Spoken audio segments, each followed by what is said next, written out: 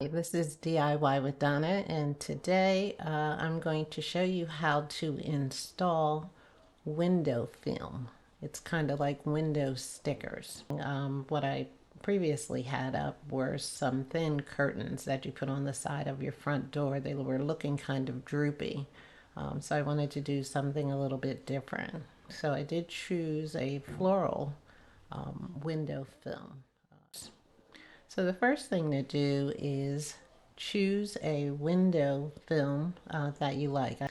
So you remove what you currently have up there, and then you need to measure the windows where you're going to put this window film. Measure the length and the width. Also wash your windows. Wash and make sure they're dry. It's good to clean both the inside and the outside of the windows.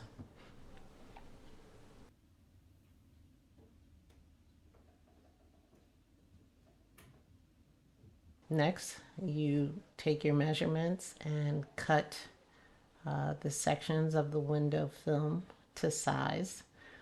Maybe a quarter of an inch larger, so you can always trim it if need be.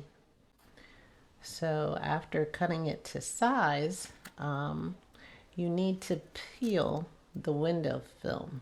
It's very thin and it's very difficult. This to me was the most difficult part of doing this installation, was to get the sticker part off and separate it. Some people I've seen think there is nothing to peel off and they just tape it up, but that's not what you're supposed to do. There is a part to pull off.